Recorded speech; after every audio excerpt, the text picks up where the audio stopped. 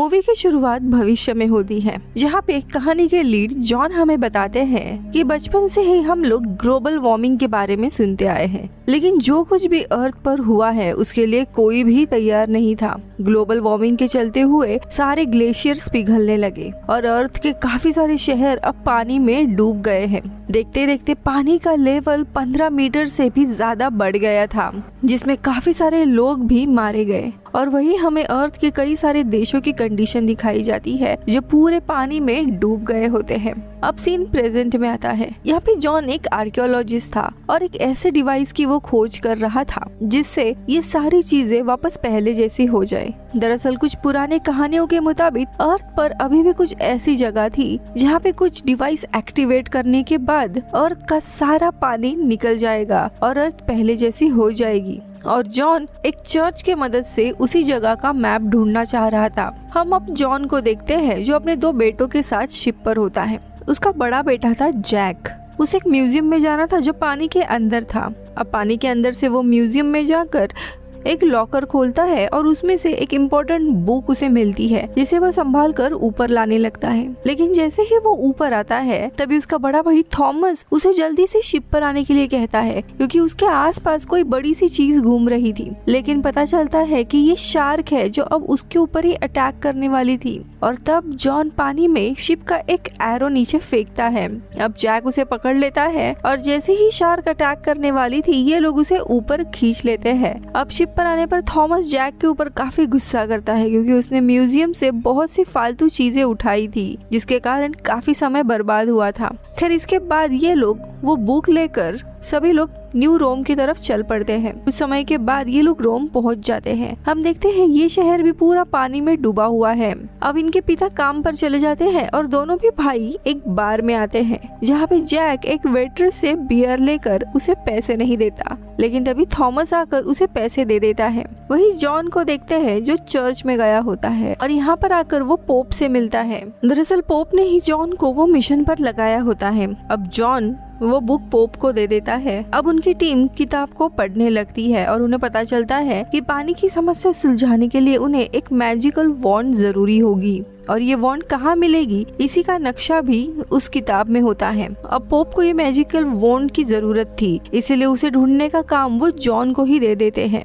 इसके बाद जॉन और उसके दोनों बेटे इस नए सफर पर निकल पड़ते हैं। अब मैप के अनुसार ये लोग उस बिल्डिंग में आते हैं जहाँ पे उन्हें वो वॉन्ड मिलने वाली थी। ये काफी खतरनाक जगह थी। जॉन और जैक दोनों भी पानी में डाइव करने के लिए निकल जाते हैं। वही थॉमस शिप में ही उन्हें गाइड करने लगता है। वही थॉमस शिप में रहकर उन्हें गाइड कर रहा था। अब जैक और जॉन दोनों एक बिल्डिंग तक पहुंच जाते हैं और एक सर्कुलर वेंट से अंदर चले जाते हैं। उसके बाद वो बिल्डिंग के ऊपर की तरफ जाने लगते हैं जहाँ पे पानी कम था, इसीलिए वो अपने इक्विपमेंट्स निकाल देते हैं। फिर दोनों भी आगे बढ़ने लगते हैं और उन्हें एक डोर मिलता है जिसे खोलने के लिए साइड में एक क्रॉस की शेप में टाइल्स लगी हुई थी और डोर के ऊपर कुछ इंस्क्रिप्शंस लिखी हुई थी। जॉन अब वो थॉमस को बताता है और थॉमस उन्हें सॉल्व करने के लिए बताता है कि क्रॉस को 2 बार उसी तरह से प्रेस करना है जैसे हम लोग क्रॉस को अपने बॉडी पर बनाते हैं, और ऐसा 2 बार करते ही वो डोर खुल जाता है। अब अंदर जाकर वो देखते हैं कि वहाँ पे एक भारी सा बॉक्स पड़ा हुआ है जिसमें शायद वो वॉन्ड थी। अब जॉन आसपास ट्रैप है या नहीं ये चेक करता है और ग्रीन सिग्नल मिलने के बाद वो बॉक्स को अपनी जगह से उठाता है। लेकिन जैसे ही बॉक्स उठता है तभी उस बॉक्स के नीचे से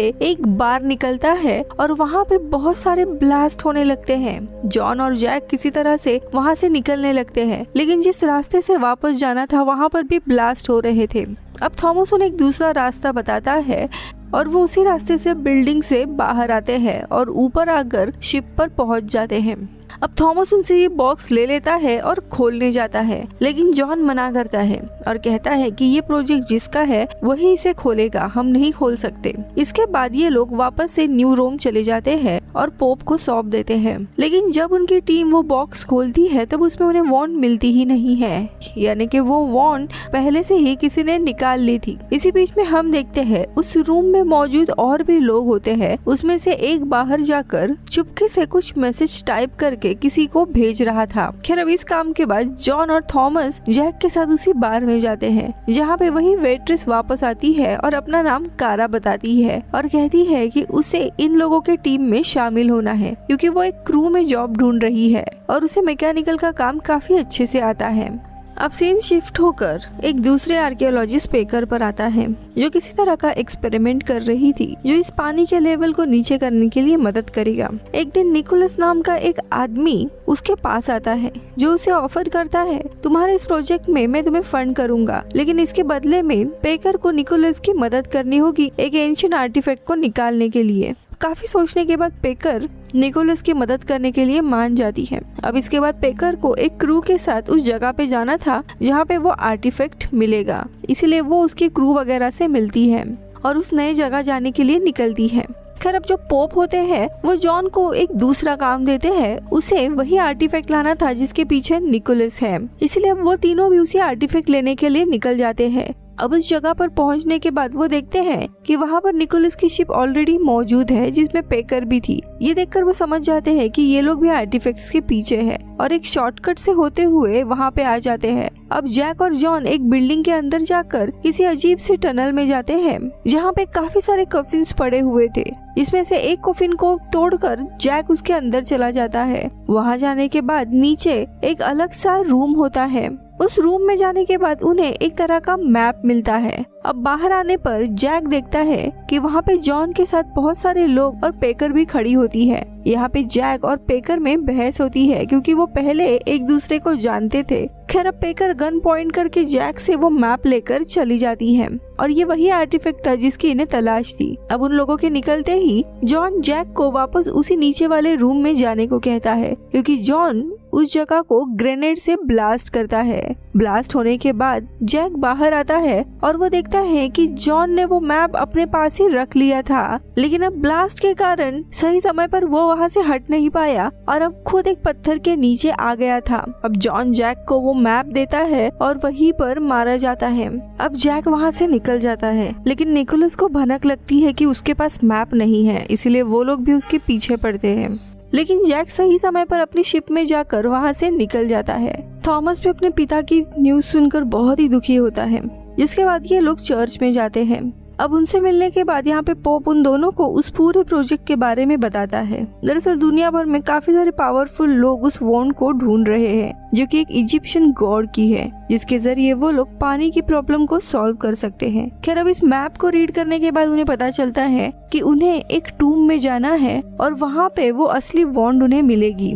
अब जैक इस पर हंस पड़ता है और कहता है कि ये सारी मनगढ़ंत कहानियां हैं, वो ये काम करना नहीं चाहता था। तभी पोप बताते हैं कि जॉन को ये काम इसी चर्च ने दिया था, वो वॉन्ड सर्च करने के लिए। आगे वो इन दोनों को भी बताते हैं कि जैक तुम्हारे असली पिता नहीं थे, उनके असली पिता अलग अलग लोग थे, लेकिन इस मिशन की इंफॉर्मेशन लीक हुई थी और उन दोनों को भी दुश्मनों ने मार दिया था। ये दुश्मन वही लोग हैं जो दुनिया को इसी कंडीशन में रखना चाहते हैं ताकि लोग इन्हीं बुरे लोगों ने बनाए हुए फ्लोटिंग सिटीज में रह सके। खैर अब पोप जाने के बाद इन दोनों में मिशन को लेकर काफी बहस शुरू होती है। जैक अभी भी तैयार नहीं था। अब काफी सोचने के बाद जैक मान जाता है। इसके बाद जैक और थॉमस वापस कारा के पास जाते हैं जहाँ पे वो उसे अपनी टीम में शामिल करते हैं। अब इसके बाद चर्च के एक मेंबर को किसी को इन्फॉर्मेशन लीक करते हुए पकड़ लेते हैं, लेकिन वो आदमी भाग जाता है। अब ये लोग शिप से निकलने की तैयारी ही कर रहे थे, लेकिन तभी फादर का एक आदमी आकर इन्हें बताते हैं कि तुम्हारे पास बस 48 घंटे है आगे के प्रोजेक्ट के लिए, क्योंकि इन्फॉर्मेशन लीक हुई है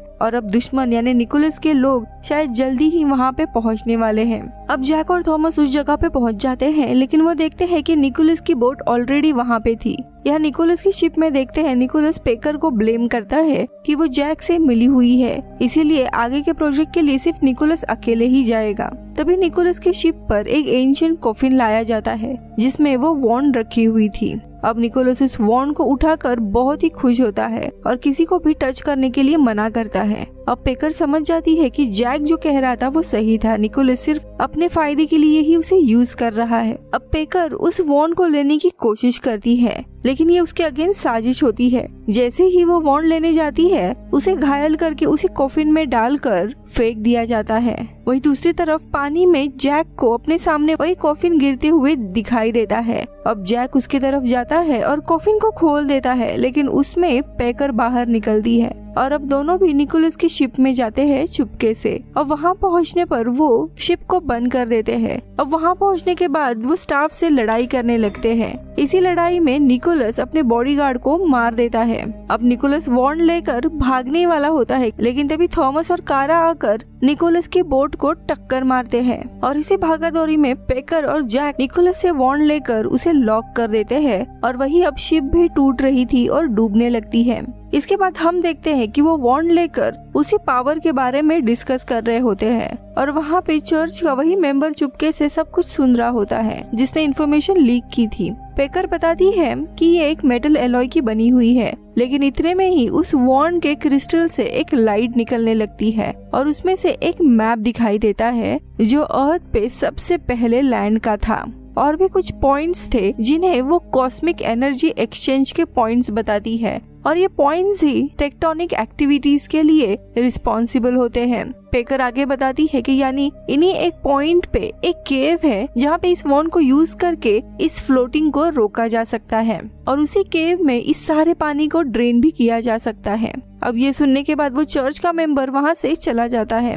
अब वो सभी उसी केव की तरफ निकल पड़ते हैं और चर्च का वही मेंबर उनका पीछा कर रहा होता है। सभी केव के अंदर जाते हैं और वो एंड तक पहुँच जाते हैं। वहाँ पे उन्हें एक की होल मिलता है जहाँ वो उस वॉन्ड को की की तरह यूज करते हैं। ऐसा करते ही वहाँ पे एक दरवाजा खुलता है जिसकी दीवारों पर कुछ साइंस और सिंबल्स बने हुए थे और एक बड़ा सा होल था जो बिल्कुल अर्थ क्रस्ट के नीचे जाता था।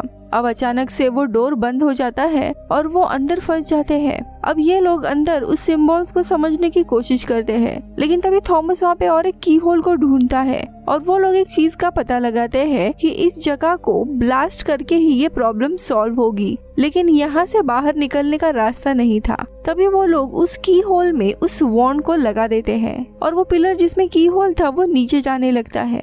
तभी अचानक से दरवाजा खुलता है और सभी एक दूसरे तरफ से बाहर निकलते हैं। तभी जैक उस चर्च के मेंबर को अंदर जाते हुए देखता है। जैक भी उसके पीछे पीछे जाता है। दोनों में भी लड़ाई होती है क्योंकि वो आदमी अब वो वॉन्ड को चुरा रहा था।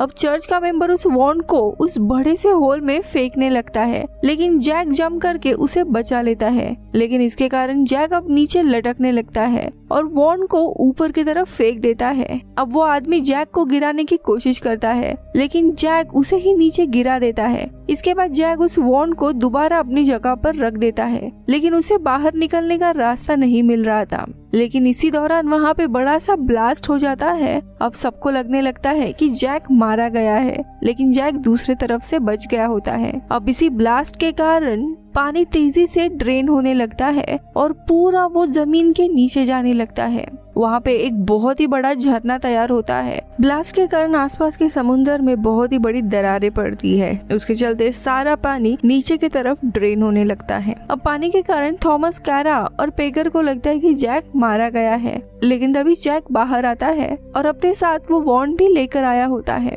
अब इसी तरह अर्थ को पानी के खतरे से ये लोग बचा लेते हैं। अब कुछ महीनों के बाद हम देखते हैं पानी पूरी तरीके से तो ड्रेन नहीं हुआ था, लेकिन सिचुएशन काफी हद तक इम्प्रूव हो गई थी। लास्ट में ये लोग एक रेस्टोरेंट में अपना डिनर एंजॉय कर रहे होते हैं और तभी पोप उन्हें वीडियो कॉल के थ्रू कांग्रेचुलेशन करता है और मूवी खत्म होती है। मैं मिलती हूँ अगले वीडियो में, तब तक के लिए बाय बाय।